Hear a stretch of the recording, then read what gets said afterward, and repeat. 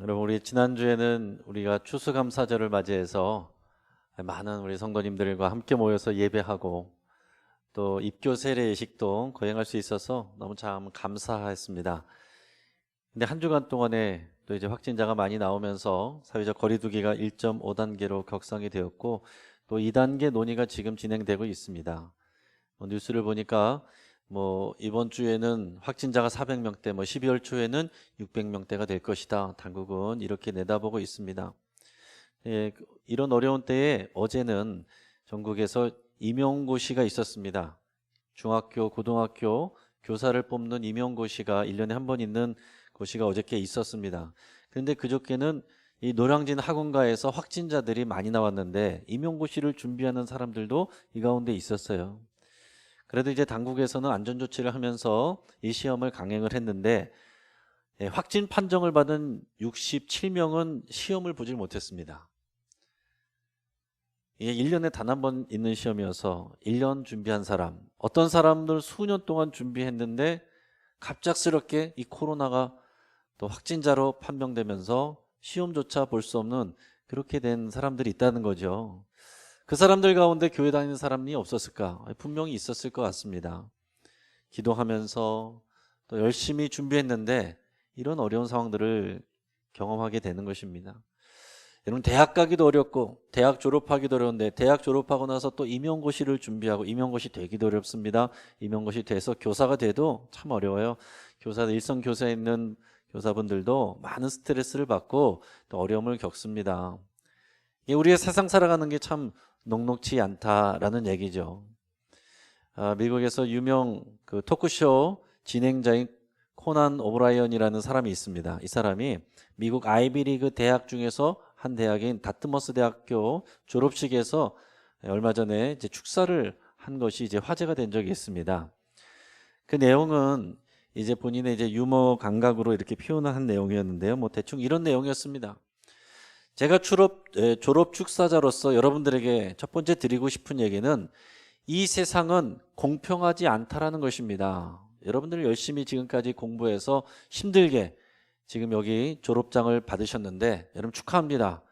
그런데 이 학교에서는 제가 트와일라이트라는 영화에 출연한 4번째 출연자를 인터뷰한 그런 것으로 인해서 나에게 명예학위를 똑같은 여러분과 같은 학위를 줬습니다.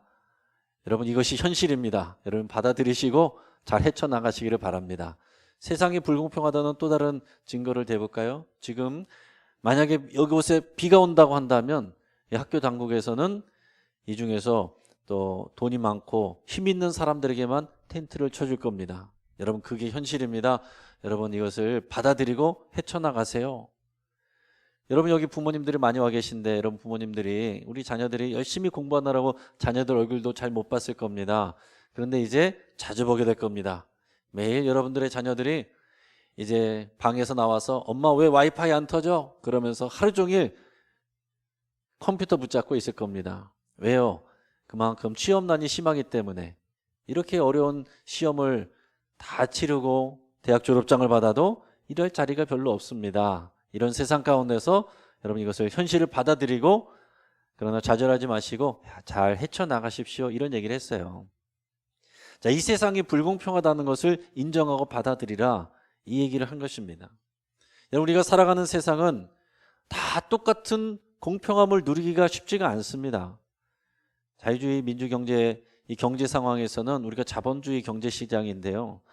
이 자본주의 사회에서는 자본이 능력입니다. 그렇기 때문에 부자인 아빠를 둔 학생하고 가난한 아빠를 둔 학생하고 경험하는 세상이 다를 수밖에 없다라는 거예요. 출발부터가 다르다는 것을 경험을 하게 됩니다. 그러니까 우리의 가정과 이 상황과 환경들을 원망을 하면서 헬조선이라고 그러고 오포 세대라고 그러고 이 나라를 떠나고 싶다 하는 얘기들을 젊은 사람들이 자꾸 하게 되는 것입니다. 자, 그러면 평등을 강조하는 사회주의 국가는 그럼 모든 사람이 평등한가? 절대 그렇지 않습니다. 그럼 지금 북한이나 중국이나 러시아나 베트남 같은 사회주의 국가들은 순수한 사회주의 체제도 아니고요. 그리고 그 사회주의 체제 안에서 빈부격차가 우리나라보다 훨씬 더 큽니다. 그 안에도 다 특권 세력이 있고 다 차별을 받습니다. 그런데 만약 교회에서조차도 이런 불공평함을 느끼게 된다면 많은 사람들이 힘들고 상처를 받겠죠. 어떤 교회에서들은 우리 교회 얘기가 아닙니다. 다른 교회에서 종종 얘기를 들으면 상처받았다는 분들 중에 교회에서 사람들이 또 목회자가 부자라고 해서 부자인 사람들은 특별히 좋아하고 잘해주고 가난한 사람들은 별로 관심 안 가져준다. 또 밖에서 사회적으로 잘 나가는 사람들한테는 친절하게 대하고 그리고 별 볼 일 없는 사람에게는 함부로 대한다. 차별한다. 불공평하게 대한다. 이런 것으로 인해서 상처받았다는 얘기들을 가끔씩 듣습니다. 여러분 은혜 받으러 또 세상에서 상처받는 것을 치유받기 위해서 교회에 나왔는데 교회 안에서도 세상과 똑같은 기준으로 그런 대접을 받는다고 한다면 세상처럼 이 교회도 똑같구나, 불공평하구나 그런 것을 느낀다면 얼마나 많은 사람들이 상처받고 힘들어 하겠습니까? 여러분 하나님은 어떤 분이신가요? 하나님은 공평하십니까? 예, 성경에서 구약 성경에서 보여지는 하나님은 공평하신 하나님이에요. 그게 하나님의 율법으로 여러 번 강조해 놨습니다. 부자라고 해서 판결을 그들에게 유리하게 하지 말고 가난한 사람이라고 해서 또 그들에게 함부로 하지 말아라. 공평하게 대해라. 그들의 수준과 상황과 상관없이 모든 사람에게 동일하게 대해야 된다. 공정하게 대해야 된다. 그래서 구약에서 나타나는 하나님은 이것이 하나님의 공의의 하나님, 공의로운 하나님, 공정한 재판관으로서 나타나는 그런 하나님의 모습을 보여줍니다. 자, 그런데 우리가 오늘 읽은 본문을 보면 우리가 생각하는 그런 방식으로 하나님이 공평하시지 않은 것 같다, 불공평하신 것이 아닌가 하는 생각들을 우리가 할 수도 있습니다. 자, 예수님은 성경에서 보면 천국에 대한 얘기를 많이 하셨어요. 천국은 성경의 원문을 보면 하늘나라로 되어 있습니다. 이것을 우리가 하늘나라를 한자로 표현해서 천국이라고 한 것이고, 자, 하늘나라라고 하면 사람들이 하늘에 있는가 보다 이런 생각들을 하는데 그런 표현이 아니에요. 자, 유대인들은 하나님이라는 말을, 그 말 자체를 입에 담는 것조차 불경스럽게 생각했습니다. 하나님이라는 이름을, 말을 쓰는 것조차 이것을 굉장히 어려워했어요. 그래서 가능하면은 하나님이라는 표현 대신 다른 말로 표현을 바꿔서 썼는데 하나님 대신 하늘이라는 표현을 쓰는 겁니다. 그러니까 원래는 무슨 말이에요? 하나님의 나라, 하나님 나라, 이거를 하늘나라라고 표현한 것이 우리가 흔히 이것을 한자로 천국이라고 얘기를 하는 것입니다. 그러니까 하나님 나라라는 건 뭐예요? 하나님이 왕이 되셔서 하나님의 뜻과 하나님의 법이 완전히 이루어지는 나라, 모든 백성들이 하나님의 법에 순종하는 나라, 그게 하나님의 나라입니다. 자, 그러니까 여러분 신앙생활이란 것은 어떤 것이냐, 우리가 예수님 믿고 구원받았으면 끝나는 게 아닙니다. 예수님 믿고 구원받았으면 끝이고 그 다음부터는 내가 하고 싶은 일, 내가 하는 일 하나님께서 날 도와주시고, 또 어려운 일 있으면 기도하면 하나님께서 도와주시고, 병들면 하나님께 기도하면 고쳐주시고, 그냥 이것으로 만족하는 게 아니다라는 거예요. 이거는 무속신앙적인 이해이지 기독교적인 이해가 아닙니다. 하나님께서 우리를 구원하신 이유는 우리를 하나님의 백성이 되게 하셔서 하나님의 백성답게 살아가게 하시기를 원하는 것입니다.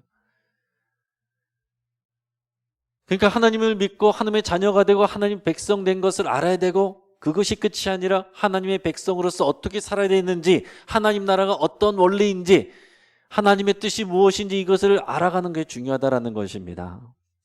여러분 우리나라에도 외국인들이 종종 귀화합니다.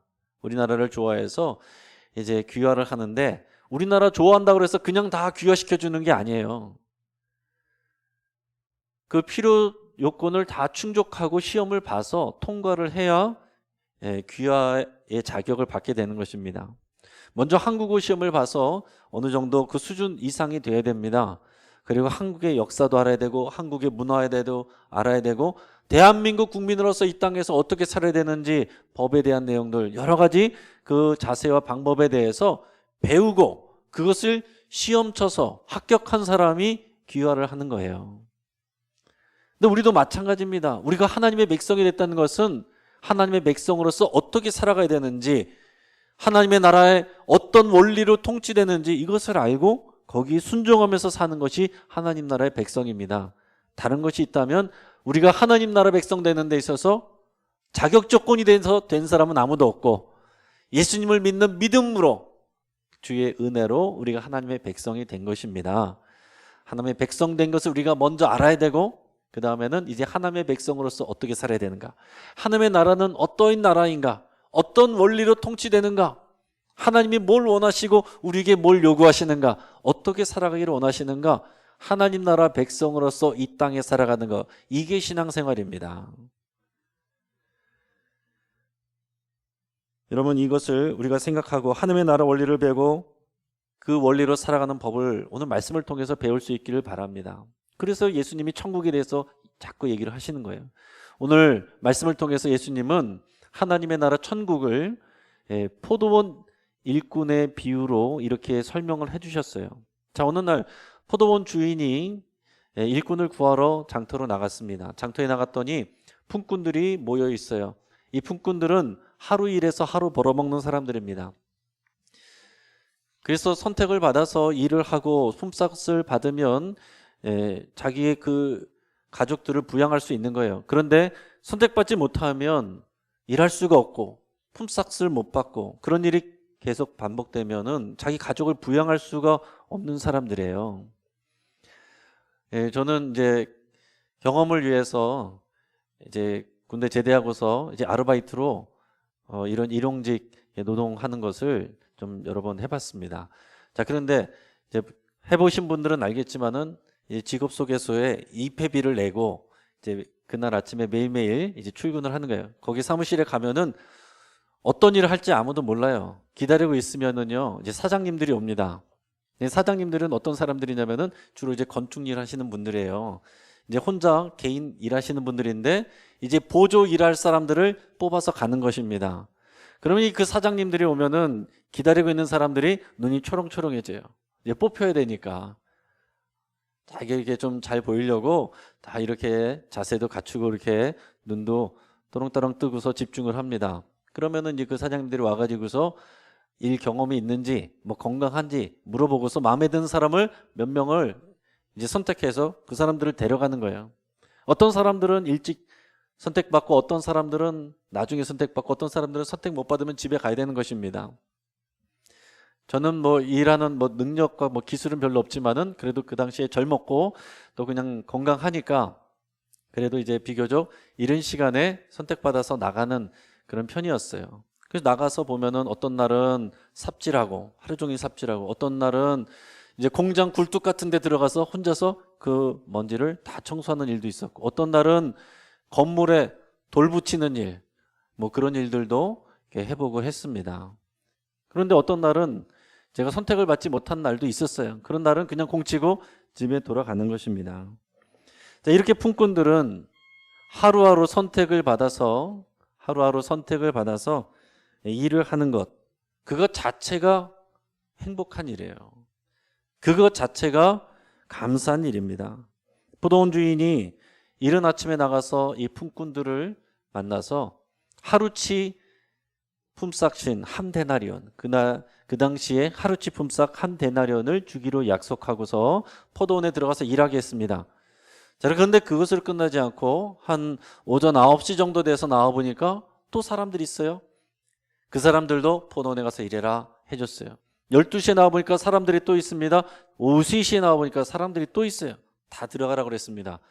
그러고 나서 이제 넣겠지 하고 나왔는데 오후 5시에 보니까 사람들이 또 있습니다. 그래서 주인이 물어봤어요. 아니 당신들은 왜 하루 종일 일도 안 하고 이렇게 빈둥빈둥 대고도 여기 서 있는 거요? 그랬더니 그 사람들이 저희에게 일을 시키는 사람이 없습니다. 일하고 싶은데 일해야 되는데 저희를 뽑아주는 사람이 없습니다. 일을 시키는 사람이 없습니다. 그래서 하염없이 여기서 멍하니 서 있습니다. 안타깝게 느낀 포도원 주인이 일 마치는 건 오후 6시거든요. 근데 지금 오후 5시예요. 그럼에도 불구하고 내 포도원으로 가서 일하시오. 내가 일한 만큼 삭슬 주겠소 하고서 들여보냈습니다. 1시간이 지나서 일이 다 끝났어요. 이제 품삯을 정리를 합니다. 그런데 마지막에 온 사람부터 품삯을 주는데 마지막에 온 사람에게 하루치 품삯인 한 데나리온을 준 거예요. 자, 그러니까 그 앞에 온 사람들이 기대감을 가졌습니다. 야, 저 사람 1시간 일하고서 한 데나리온을 받았으면은 나는 도대체 몇 시간이야? 그럼 엄청나게 많이 받겠구나 했는데 똑같이 다 한 데나리온씩 주는 것입니다. 그랬더니 먼저 와서 일한 사람들이 화가 나서 주인에게 따져 물었습니다. 아니, 도대체 이런 불공평한 일이 어디 있습니까? 아니, 저 사람 도대체 1시간 와서 일하고 한 데나리온을 받는데 우리는 하루 종일 땀 흘리면서 이 떼약볕 아래에서 고생했습니다. 어떻게 똑같이 대할 수가 있습니까? 라고 그랬어요.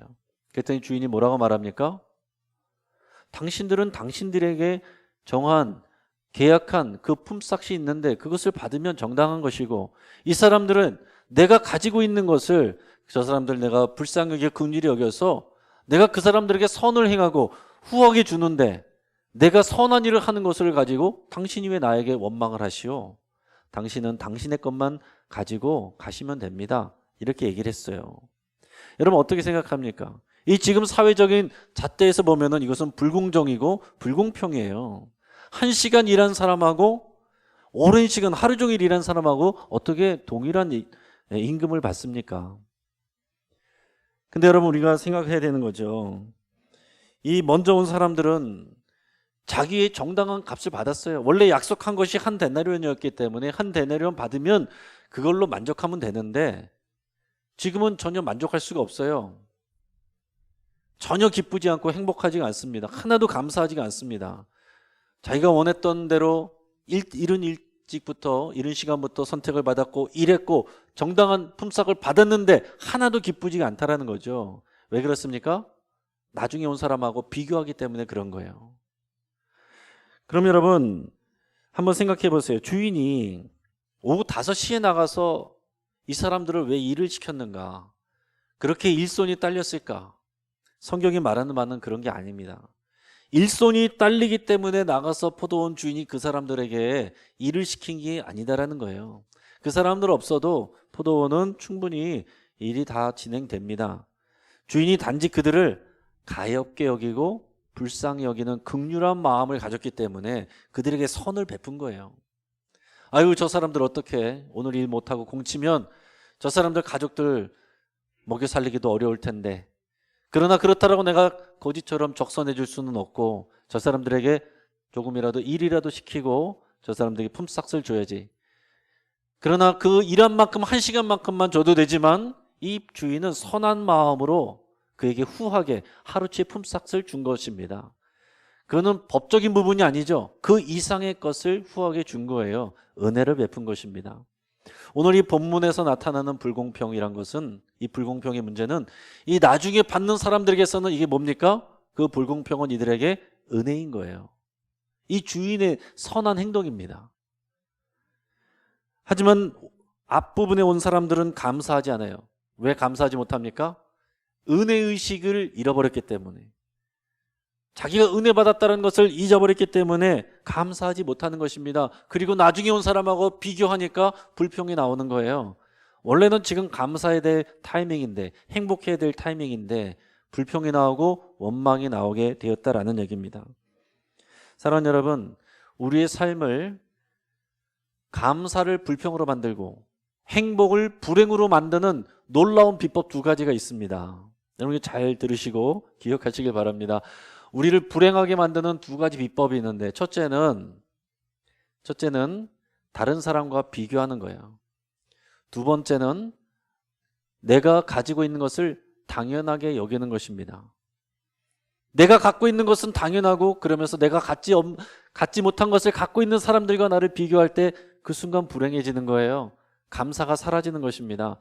사람이요, 비교를 해도 항상 어떻게 하느냐, 나보다 어렵고 힘든 사람과 비교는 안 해요. 그렇게는 잘 안 합니다. 그리고 나보다 더 잘 사는 사람, 잘 지내는 사람, 잘 나가는 사람, 그런 사람들하고 항상 비교하니까 우리에게 불평이 오는 것입니다. 그런 사람들하고 왜 자꾸 불평하게 돼요?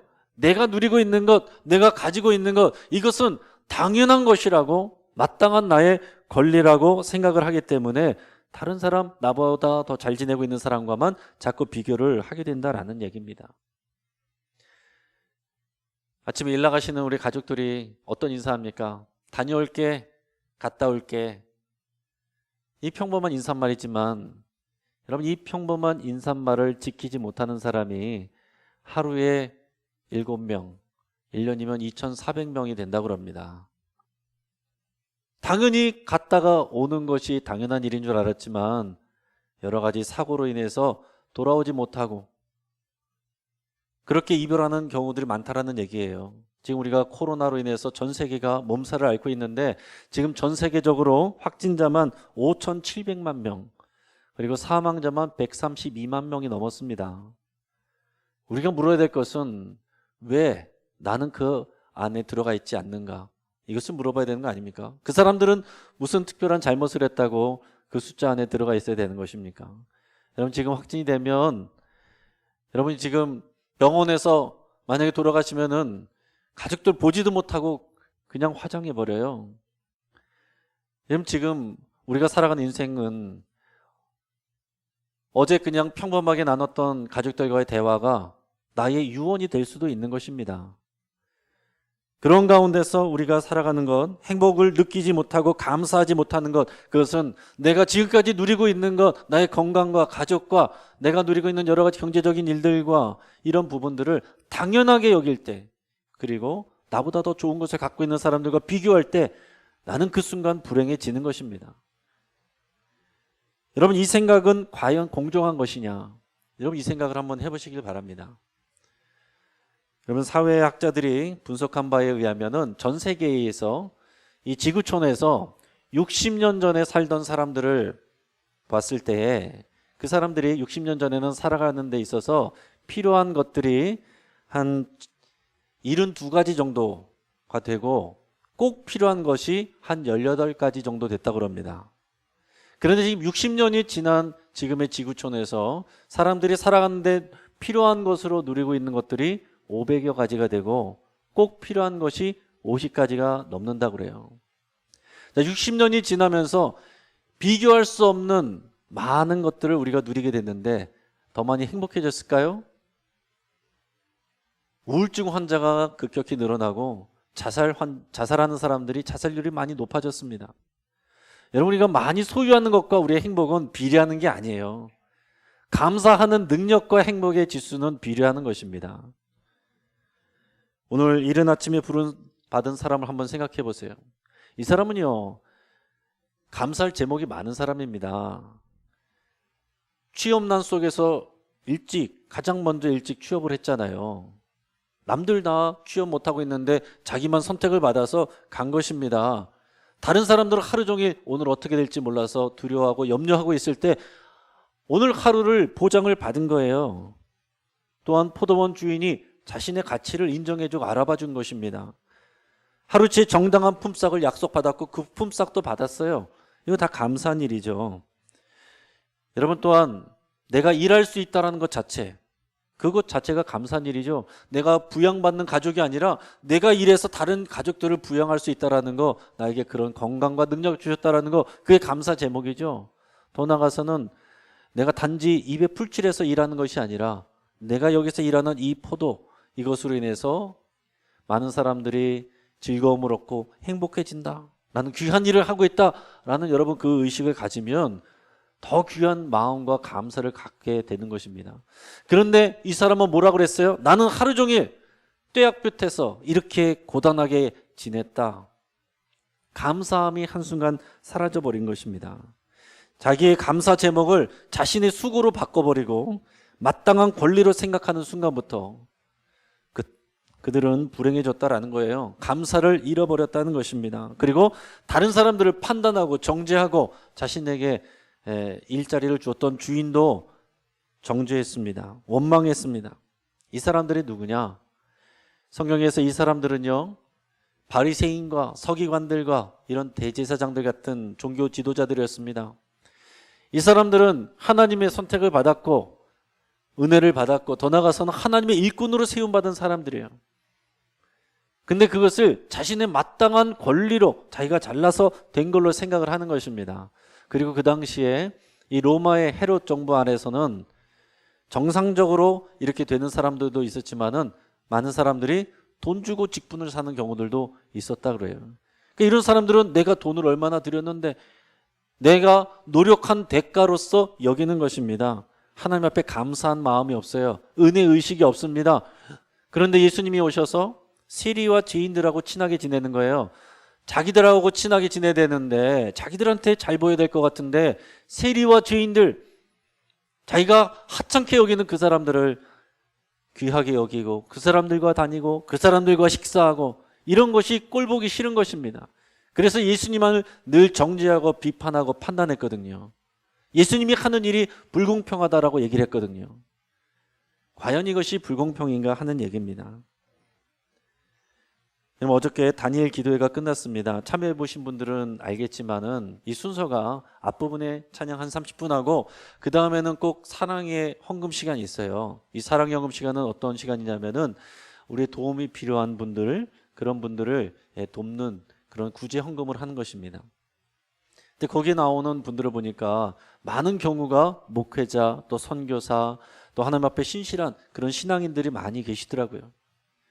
아니 근데 어쩜 그렇게 많은 분들이 불치병에 걸리고 사고를 당하고 그런 아픔과 고통을 당하고 있는가? 그런데 그러면서도 믿음 가운데서 정말 하나님 앞에 나가고 있는가 하는 것을 보게 되는 것입니다. 내 눈에 보이지 않아서 그렇지 같은 하늘 아래에서 저렇게 많은 분들이 아파하고 고통하면서도 하나님 앞에 나가고 있구나.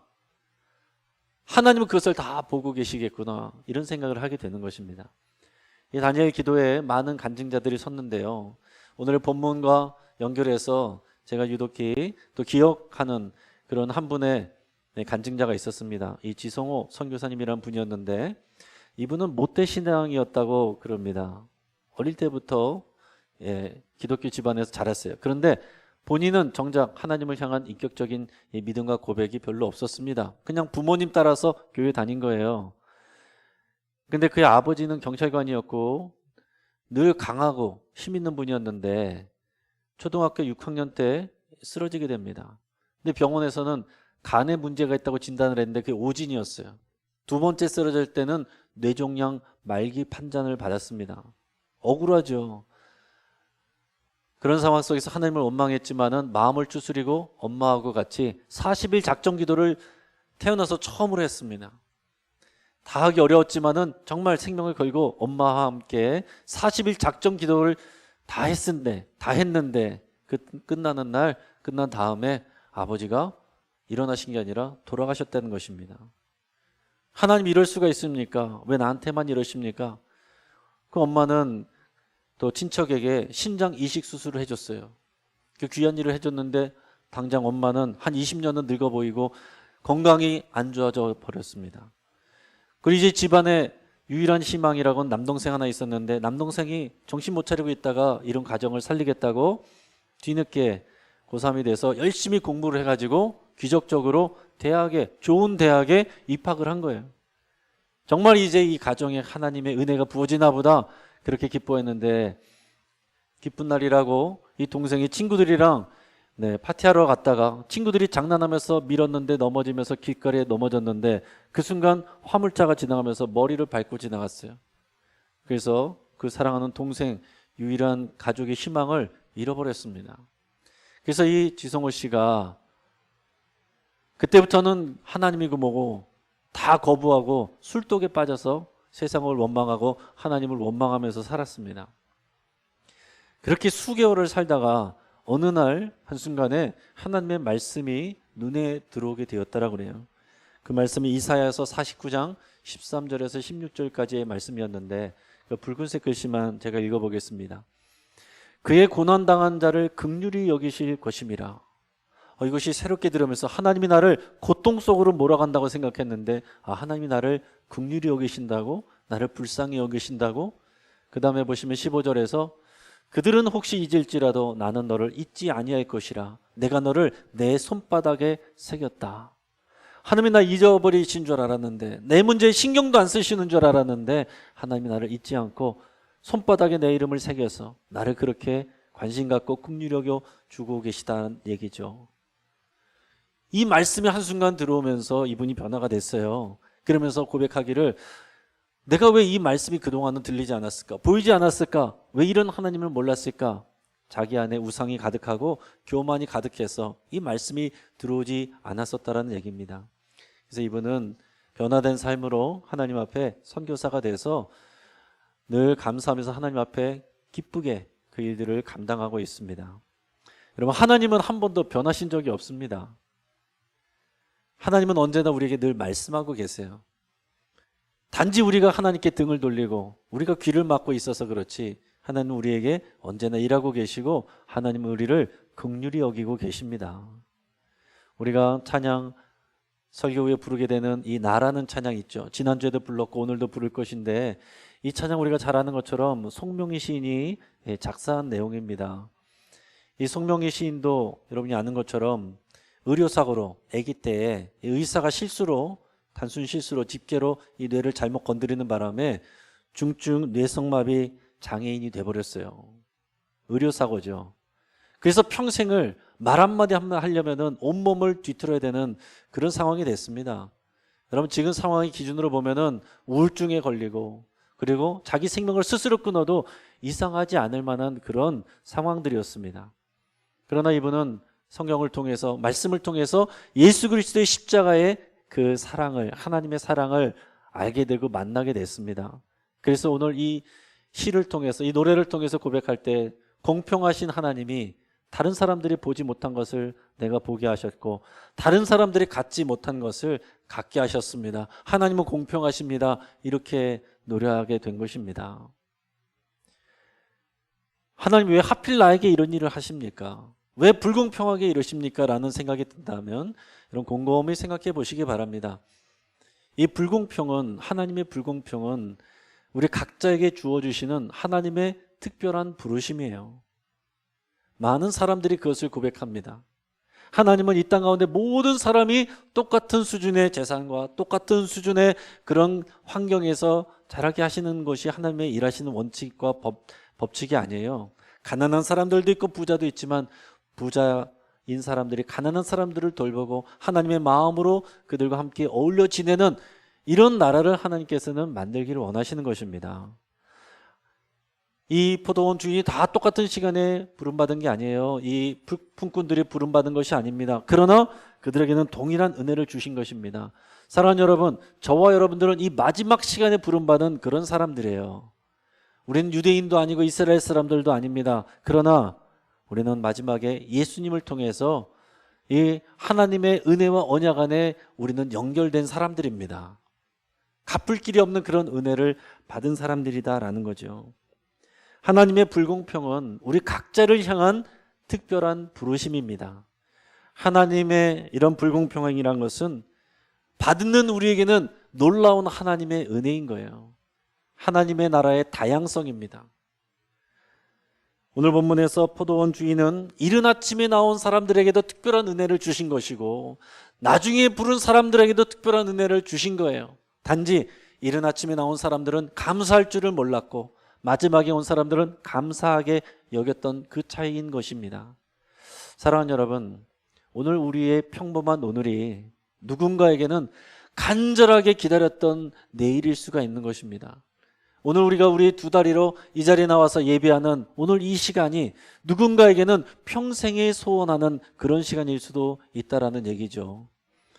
사랑하는 여러분, 우리는 뭔가가 부족해서 불행한 사람은 없습니다. 단지 우리에게 주신 것을 감사할 줄 몰라서 불행한 것입니다. 하나님은 우리를 하나님의 백성으로 만들어가고 계세요. 하나님의 백성으로 교육하고 계십니다. 각자에게 맞는 스토리로, 각자에게 맞는 특별한 이야기로 하나님께서는 우리에게 역사하고 계신 것입니다. 그러니까 다른 사람하고 비교할 필요가 없어요. 비교해서도 안 됩니다. 우리 각자에게 오시는 하나님의 특별한 은혜, 그 은혜를 여러분께서 누리시고 경험하시고 감사함을 풍성하게 고백할 수 있기를 주의 이름으로 축복합니다.